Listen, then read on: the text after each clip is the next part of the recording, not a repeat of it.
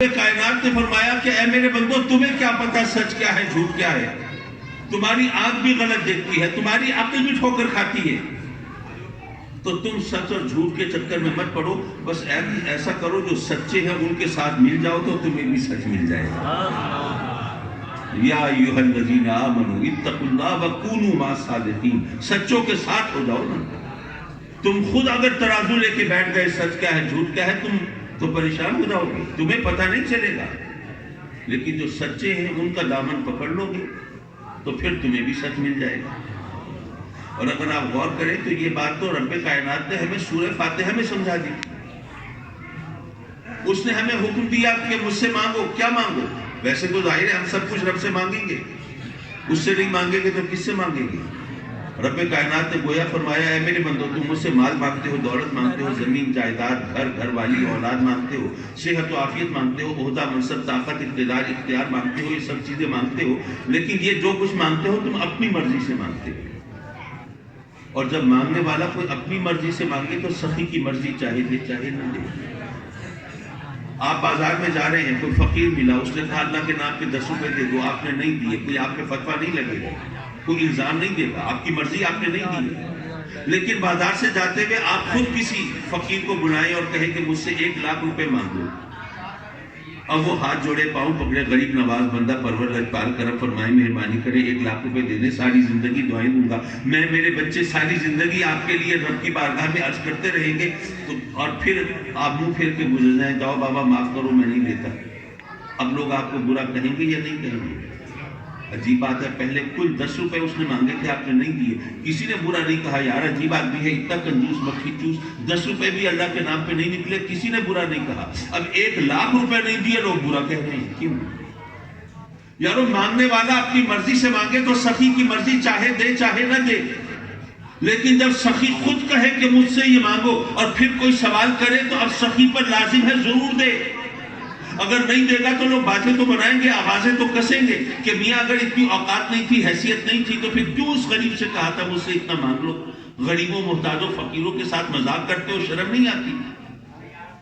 جب سخی خود کہے کہ مجھ سے مانگو پھر کوئی مانگ لے تو سخی پر لازم ہے ضرور دے. اب ہم جو کہتے ہیں اہدنا الصراط المستقیم, اپنی طرف سے تو نہیں کہتے, اس کے کہنے پہ کہہ رہے ہیں. ویسے کہے نہ کہیں لیکن باوضو ہو کر, پاک صاف کپڑے پہن کر, اللہ کے گھر میں آ کے اس کی بارگاہ میں دست بستک کھڑے ہو کر عرض کرتے ہیں اہدنا الصراط المستقیم, تو اب تو ضرور ہدایت ملنی چاہیے. لیکن کیا ہر وہ شخص جو اس طرح اہدنا الصراط المستقیم کہتا ہے ہر ایک کو ہدایت مل جاتی ہے؟ ملتی تو نہیں. تو معاذ اللہ کیا اللہ کو الزام دیں گے؟ یارو بات کیا ہے؟ بات دراصل یہ ہے کہ جب آپ نے فقیر سے کہا مجھ سے 1 لاکھ روپے مانگو اور اس نے مانگ لیے تو آپ نے تو صرف اس کی بات سنی ہے, الفاظ سنے ہیں. دل میں کیا سوچ رہا ہے یہ تو آپ کو نہیں پتا. ہو سکتا ہے اس کے ذہن میں یہ ہو کہ یار یہ مرغا آج پھنسا ہے, بچ کے نہ جائے, یہی ذبح کر دو.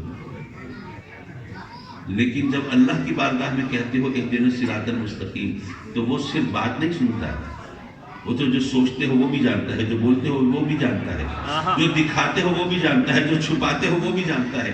وہ جانتا ہے جو بندہ میری بارگاہ میں کھڑا اہدنا الصراط المستقیم کہہ رہا ہے کیا واقعی ہدایت مانگ رہا ہے, یا اس کو یہ نماز, یہ سورت اس کے بچپن میں اساتذہ نے, والدین نے اس کو رٹوا دی تھی, یہ رٹی ہوئی سورت, رٹی ہوئی نماز اس کی زبان سے جاری ہے. یہ کہہ تو رہا ہے اہدنا الصراط المستقیم لیکن مانگتا کچھ نہیں ہے. اس کا ذہن کہیں اور ہے, دھیان کہیں اور ہے, خیال کہیں اور ہے, بولتا کچھ اور ہے, سوچتا کچھ اور ہے. سچے دل سے اس سے ہدایت مانگ کے دیکھو تو صحیح ملتی ہے کہ نہیں ملتی؟ ضرور ملے گی, کیونکہ اس کے کہنے پہ مانگ رہے ہیں. اس نے ہمیں مانگنے کا سلیقہ سکھایا کہ اے میرے بندو باقی تمام چیزیں اپنی مرضی سے مانگتے ہو لیکن یہ میرے کہنے پہ مانگو تو میں ضرور عطا فرماؤں گا. اب میں تو ہدایت دے دوں گا لیکن تمہیں کیسے پتہ چلے گا کہ ہدایت مل گئی؟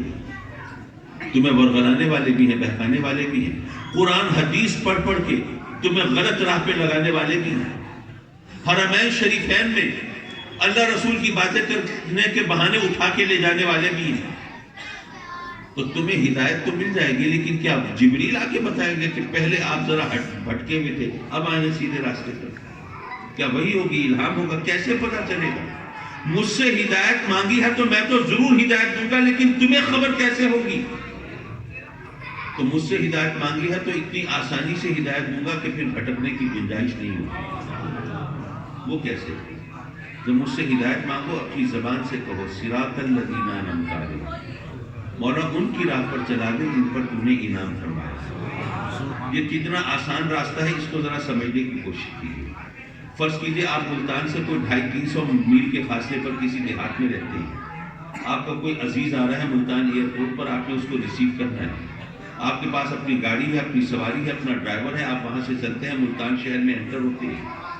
اب آپ گاڑی روکتے ہیں، لوگوں سے پوچھتے ہیں کہ بھائی میں اتنی دور سے آیا کھڑا ہوں، اب ذرا ایئرپورٹ کا راستہ مجھے بتا دیں۔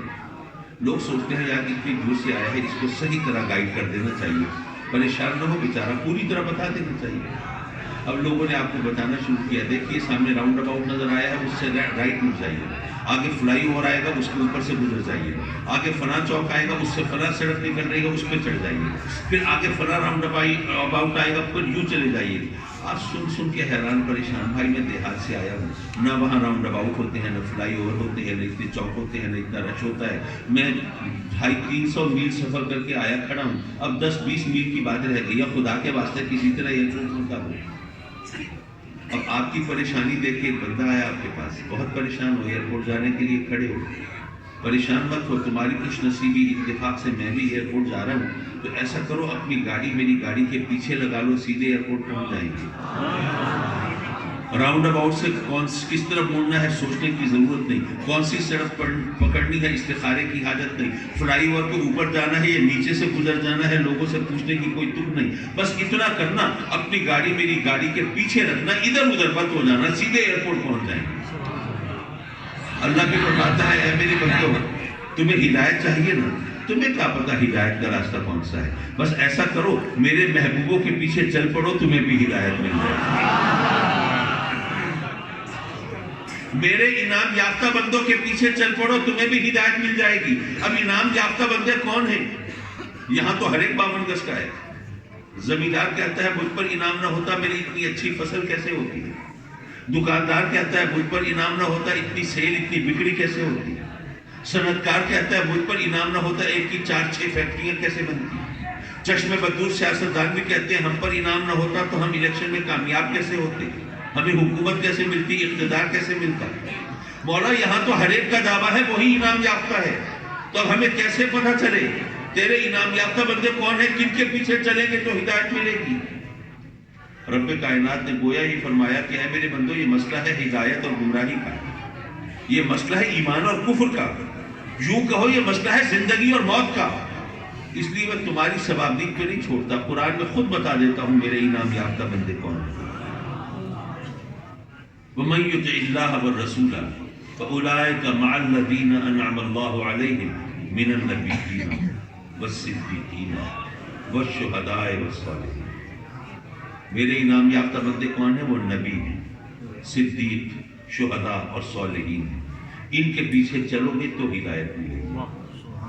اچھا نبی تو نبی ہے، اس کے بارے میں تو کسی غلط فہمی کی گنجائش نہیں، لیکن صدیق، شہید اور صالح، اب ان کے مراتب میں تو فرق ہے، لیکن ماشاءاللہ علماء کرام تشریف فرما ہے، اگر یہ اجازت دیں تو میں ان تینوں کو ولی کے لفظ سے تعبیر کر سکتا ہوں، صدیق بھی ولی، شہید بھی ولی، صالح بھی ولی۔ اللہ فرماتا ہے کہ اگر تم نبیوں اور ولیوں کے پیچھے چلو گے، یہ ہیں میرے انعام یافتہ بندے، ان کے پیچھے چلو گے تو تمہیں ہدایت ملے گی۔